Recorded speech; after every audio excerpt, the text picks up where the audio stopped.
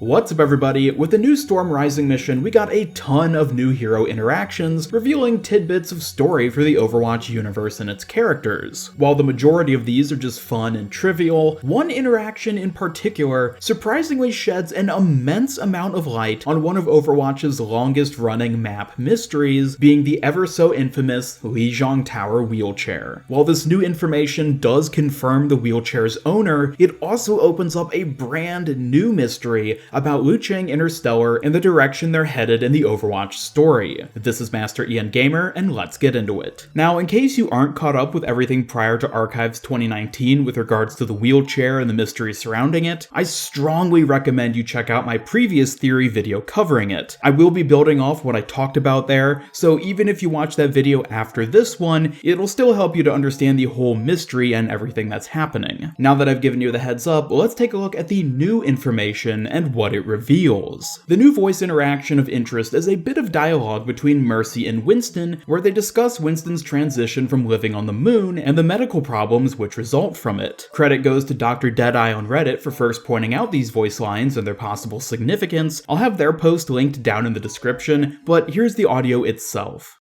Don't forget, Winston, you need to be mindful of your bone strength, especially if you're going to be bouncing around like that. I've been taking my supplements. You spent a lot of time on the moon. You need to take it seriously. Remember Dr. Chao? I wonder how she's doing. It can't be easy running a giant company. Last I heard, they were working on a new space station. The key points to take note of here are the name Dr. Chao, who is mentioned to be running a giant company which is working on a new space station, and that she may be suffering from a similar sort of medical issue as Winston when it comes to bone strength. This is huge. If you haven't connected the dots yet, Dr. Chao seemingly is now confirmed to be the owner of this wheelchair. The issues Mercy is addressing with regards to Winston is the loss of bone density due to having spent so much time living on the moon. The lesser gravity there can over time result in bone and muscle weakening, which is something that real-life astronauts suffer from when spending large amounts of time in space. The way Mercy reminds Winston of Dr. Chao when discussing loss of bone strength suggests that Chao also suffered from this, likely to an extent much worse than Winston. If so, then it explains the presence of the wheelchair on Lijiang Tower, as Chao's body, weak from having spent so much time in low-gravity environments, is now unable to fully support itself anymore on Earth, and thus she uses a wheelchair to get around in her weakened state. This also answers the question of why a wheelchair exists in a world where we see that just about anyone is capable of getting limb prosthetics. Dr. Chao is likely still capable of walking and using her limbs, just not to the same extent as most other people. The next important detail revealed is that Dr. Chao is the head of Lucheng Interstellar. We know previously from the Night Market news ticker that the current Lucheng CEO was once a moon-based scientist, which at first seems to perfectly fit with what we now know about Dr. Chao, but I will be coming back to this a little later. The other thing to note is that Mercy mentions how Lucheng is working on a new space station, which once again matches up with the news ticker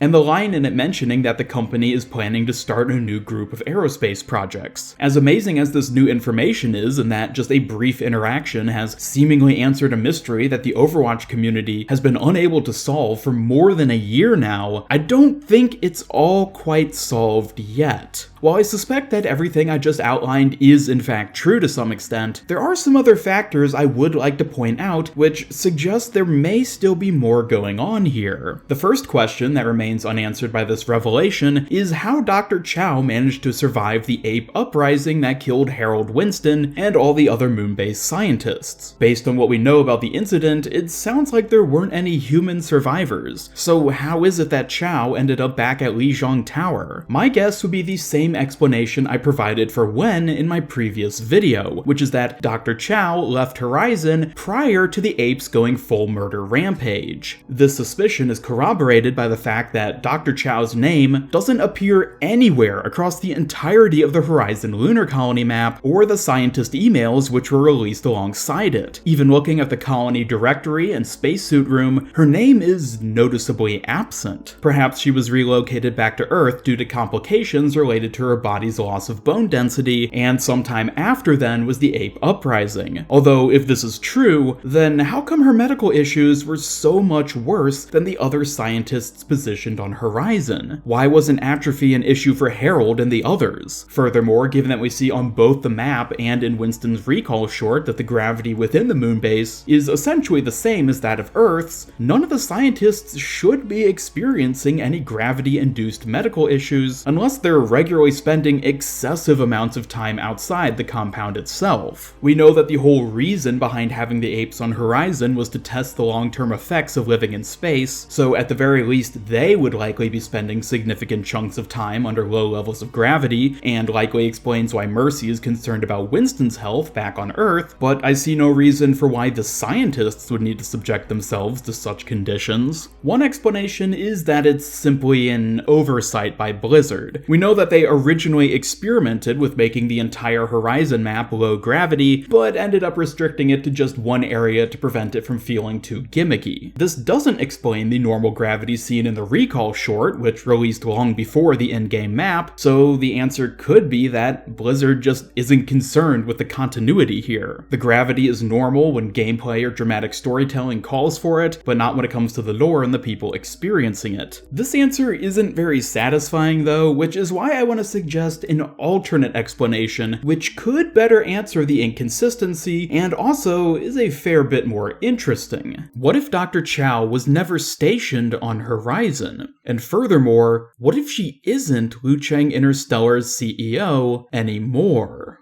Nowhere in the Storm Rising interaction is it ever directly stated that Dr. Chao was positioned on the moon like Winston, only that she's suffering from the same kind of medical complications. She could have suffered atrophy from simply spending time on a space station, which actually would have accelerated the process given that there'd be even less gravity there as opposed to on the moon. Perhaps this is why she's been suffering from it when there's no indication of Harold or the other moon scientists having experienced the same thing prior to their deaths. Furthermore, given that her name literally doesn't appear even once anywhere outside of this single voice interaction, our assumption that she once worked on Horizon is only based off the fact that we know she's Lucheng's CEO, and that the CEO was apparently once a moon-based scientist. But here's the catch. This Mercy Winston voice interaction takes place 6 years prior to the information we see being shown on the news ticker. Who's to say that Lucheng Interstellar hasn't undergone some managerial changes during the time since Storm Rising? Heck, when we take a closer look at what's going on with the company, we see that the evidence is actually leaning towards this. One of the key things Mercy mentions in the voice interaction with Winston is that Lucheng is working on a new space station. Given that this voice line is from 6 years ago in the Overwatch timeline, it's fair to assume that they have finished the station by present day, and that it's the one we see a hologram of in the control center map on Lijiang Tower. Alright, fair enough, they built a space station. It almost certainly isn't the first one they've constructed, so what's the big deal? The reason this is so important is that we know the space station ends up suffering a critical failure in present day. This is shown via the warning indicators on the space station hologram, as well as the original news ticker prior to it being updated back in April of 2018.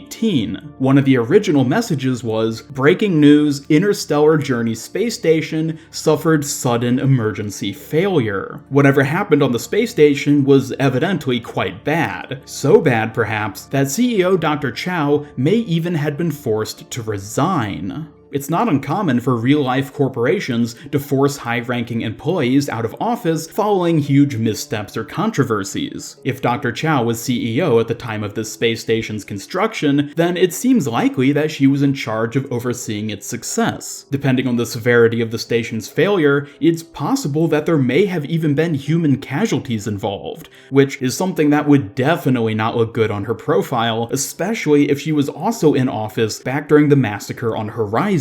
On top of this, constructing a massive space station, which, judging by its design and description, may even be capable of interstellar travel, would be incredibly expensive and thus likely had lots of opposition even from within the company itself. Having this huge expensive endeavor fail would have a devastating impact on the company financially and in the public eye, which are the perfect conditions for outing those responsible. Dr. Chao wouldn't necessarily be forced out of the company entirely, but she very very well may have been demoted to a position lower on the totem pole. All this may just sound like conjecture, but let's look at the additional information which actually backs it up. In my previous video covering the Lijiang Tower mystery, I pointed out how the addition and relocation of the wheelchair on Control Center might not have been Blizzard retconning what the map was always supposed to look like, but rather was an indicator of a real-time event which took place in the Overwatch universe. Just like how Doomfist trashing the Nabani airport marked his escape and return to power in the present day, this wheelchair entering Control Center and eventually switching offices at the exact same time that the night market news ticker updated may have signified Dr. Chao's demotion and the rise of a new CEO. Now holding a different position, Dr. Chao would have to relocate to a different office space, likely one of the two we see on the Control Center map. Additionally, when looking back at the news ticker, the first two topics it mentions, being the company's newfound mission to launch new space projects and reconnect with Horizon, are pretty hot topics, and the sort of things you'd expect to see when an ambitious new CEO steps into office. Also, the fact that it's supposedly newsworthy to talk about the current CEO and the fact that they are once a moon-based scientist makes more sense if the CEO in question is relatively new, not one who's been in office for 6+ years already, which everyone is probably already familiar with. So then, if Dr. Chao is no longer in charge, then who's the new CEO?